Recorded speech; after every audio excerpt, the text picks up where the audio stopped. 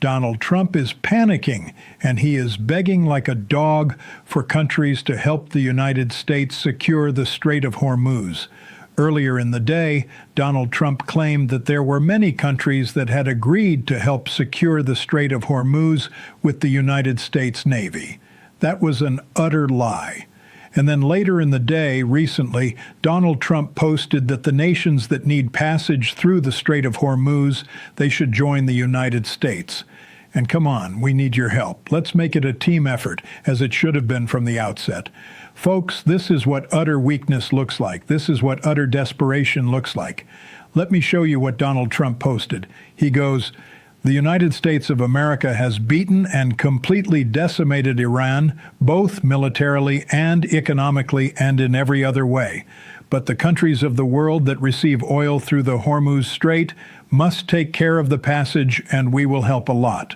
The U.S. will also coordinate with those countries so that everything goes quickly, smoothly, and well. This should have always been a team effort, and now it will be. It will bring the world together toward harmony, security, and everlasting peace." President Donald J. Trump. I wonder why, Donald. It was not a team effort from the outset.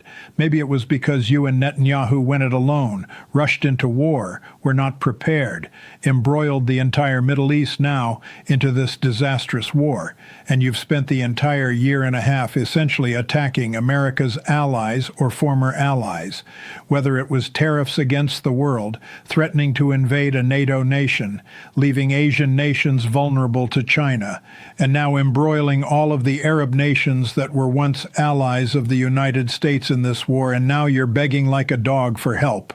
Because earlier in the day, here's what Donald Trump posted. He said many countries, especially those who are affected by Iran's attempted closure of the Hormuz Strait, will be sending warships in conjunction with the United States of America to keep the strait open and safe. We have already destroyed 100% of Iran's military capability, but it's easy for them to send a drone or two, drop a mine, or deliver a close-range missile somewhere along or in the waterway. So we went earlier in the day from Donald Trump saying all of these nations have joined the United States to Donald Trump saying we've won the war, but countries of the world that receive oil through the Hormuz Strait must take care of the passage. I wouldn't even say that's mixed messages. I would say it is just demented fraud. And the entire world knows that Iran has not been completely obliterated or decimated. Sure, the United States and Israel have hit Iran strong, but they've had a transfer of power and had a continuity within the Islamic Republic regime. There's a new Ayatollah. It has a lot of its top generals that remain the same. In many ways, they are even more extreme and deadly and dangerous than they were before. And the United States has accomplished absolutely zero.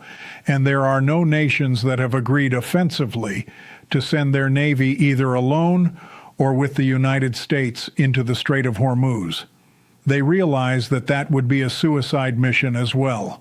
And why would they trust Donald Trump with anything? Maybe these are the kind of details that you should have planned before invading Iran with Netanyahu. Or remember, what was it a few weeks ago when Donald Trump said the United Kingdom, our once great ally, maybe the greatest of them all, is finally giving serious thought to sending 2 aircraft carriers to the Middle East? That's okay, Prime Minister Starmer, we don't need them any longer. But we will remember we don't need people that join wars after we've already won. You see, it's messages like that and then your conduct again for the past year and a half, attacking our allies, tariffing the world. You basically have no friends anymore. And the Arab nations that were doing pay for play for protection, you ain't doing the play part. You ain't protecting them. And so now they're trying to figure out if they can negotiate bilaterally with Iran in order to have safety because they don't trust the United States anymore. There have been reports like France is going to be sending warships to the Strait of Hormuz based on Donald Trump's statements. And France responds right away with its rapid response account saying no aircraft carrier and its group staying in the eastern Mediterranean. Posture has not changed. Defensive it is. In other words, they are not going into the Strait of Hormuz. Now, Donald Trump has been whining about media coverage and accusing major outlets of misleading the public. At the same time, officials have been suggesting broadcasters should change how they cover the war or risk consequences during license renewals. Critics say this approach threatens press freedom and increases concerns about government pressure on media organizations. The truth is that the war situation has become increasingly complicated and dangerous. Tensions across the Middle East continue to rise, with reports of attacks, drone strikes, and escalating military responses across multiple countries in the region. Economic consequences could also follow if shipping through the Strait of Hormuz continues to be threatened, since a significant portion of the world's oil supply passes through that route. Iranian officials have also stated that ending the conflict would require major conditions, including compensation and changes to the U.S. military presence in the region. Meanwhile, Gulf countries are discussing new regional security strategies as they reassess their alliances and defense arrangements.